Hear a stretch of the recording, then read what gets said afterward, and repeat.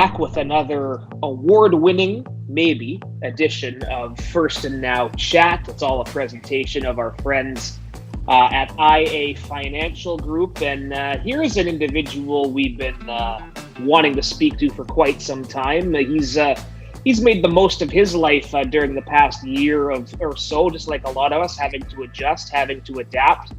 BC Lions receiver Lemar Durant is with us from his home in Coquitlam. Lemar, how are you, sir? I'm doing good. How you doing? I can't complain. A lot of Zoom calls lately, a lot of uncertainty, hopefully coming to an end. Like I said, wanted to check in with you. What's it been like for you this past little while as we hopefully have some light at the end of this tunnel?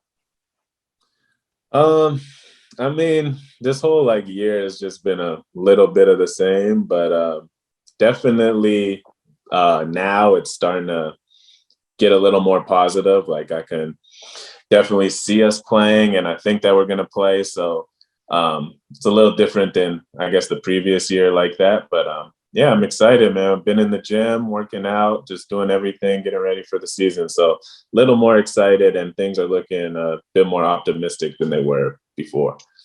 Yeah, we will be playing football. We'll be talking football here in just a minute, but just, take us through this last little while. I mean, a couple of your teammates, for example, Shaq Johnson was working on his music. Talked to David Mackey. He's been upping his fitness certifications, planning for the next post-career life. You've been taking up golf, as I understand. What made you decide to start that?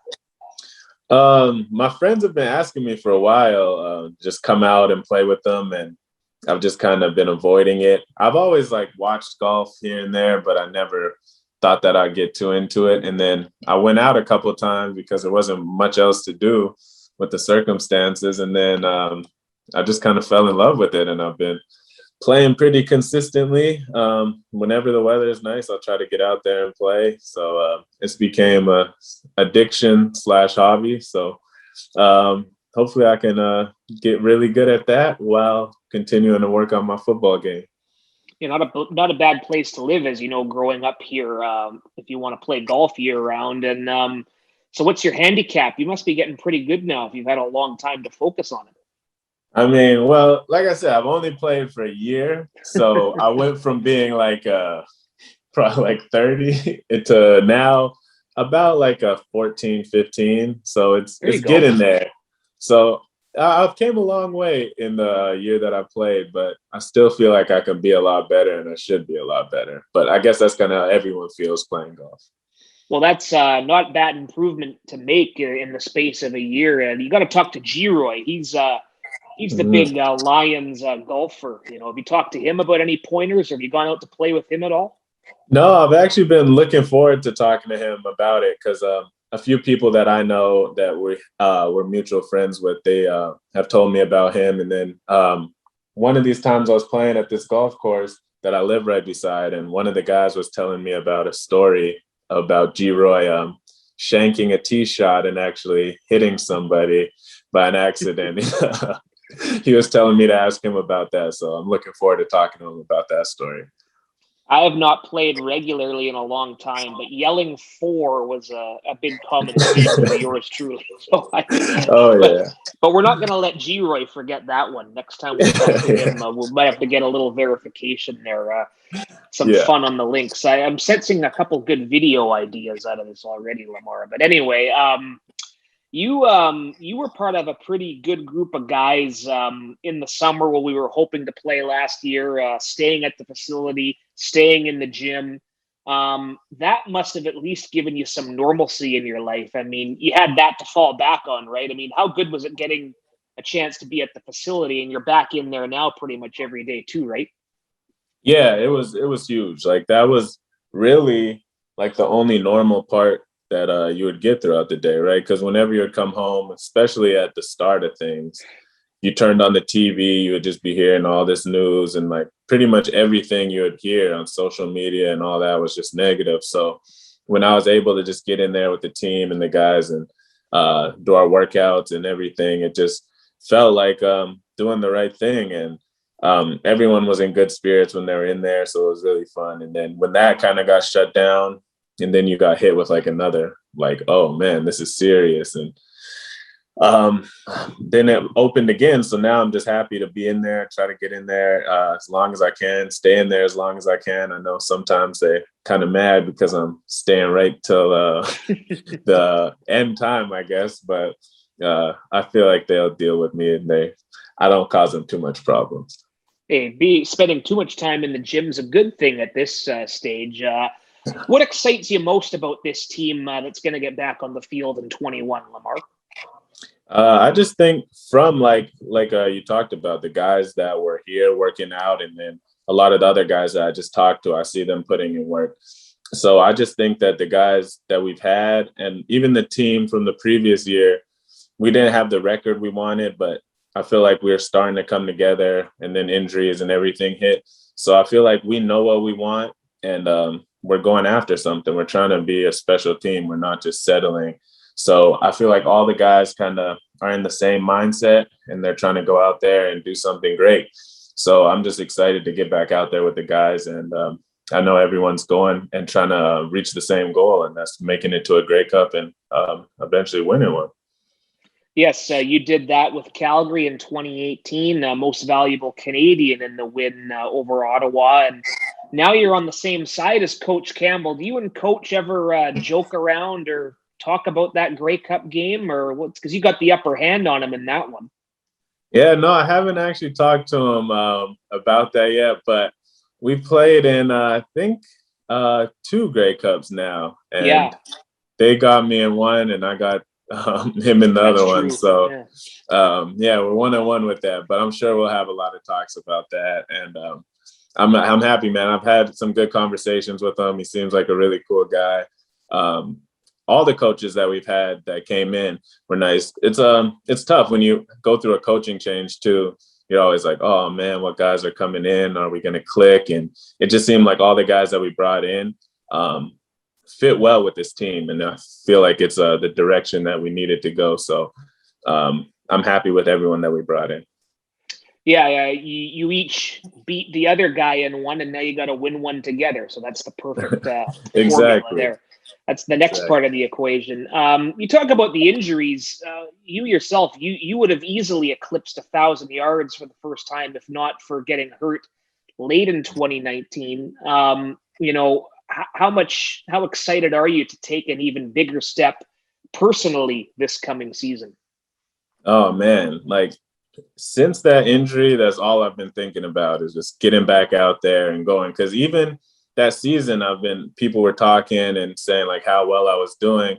And I still feel like I played well, but I didn't feel like I played my greatest. And so I'm pumped to get back out there. And I think that I'll have another big year. And I think it'll be bigger than the previous one. The goal is just staying healthy now and just getting used to this new offense. I know we're going to have some wrinkles and everything with the new coaches. And but I feel like we'll get back on point, especially like when I've been talking to Mike here and there, and we're planning on getting some work in before the season. So I feel like as soon as the season starts, we'll be ready to go and just ready to jump in, guns blazing. Yeah, it's interesting talking with Michael O'Reilly and Brian Burnham. A big theme with those guys is they look at the year off as maybe, I don't know if blessing in disguise is the right word, but basically they say, well, we're not banged up. We're not fighting injuries. We're healthy. We're in great shape. We're good to go again. I mean, do you consider yourself that healthy as well? Yeah. I mean, not everything about the year being off was good, but there definitely is the good sides to it like that. Feel like I did get that year to just get my body where it needs to be. And I've been in the gym the whole time working. So I feel like I've taken care of all the steps that I needed to get ready for the season. And I feel like the biggest thing with this year off is just, I feel like some people might have taken it actually as a year off and not put in the work they need to. And then they're going to have to try to pick it back up real quick when the season starts. But if you were one of the guys that have been putting in work this whole time and staying ready, preparing like there wasn't going to be a season, then I feel like those guys are going to be the ones that really reap the rewards of the having the full year off. Yeah, that should be evident early days of training camp. We'll figure that out quickly. Well, you're looking fresh as well. You got the haircut there. Seeing you on the old Instagram. You getting the nice fade there at the place. They got your jersey on the wall. A quick plug to your friends there in Coquitlam. Yeah, that's my guys out there in Austin on Coquitlam, called Malafade. It's a barbershop that came out there. They've been there for a little while now, and I've been going there. They put my jersey up. It's right by my old high school and everything. So I thought that was really cool. And a lot of people that go in there will shoot me a message and be like, "Hey, I saw your jersey up there." So it's cool, man. I appreciate those guys putting it up there too. There you go.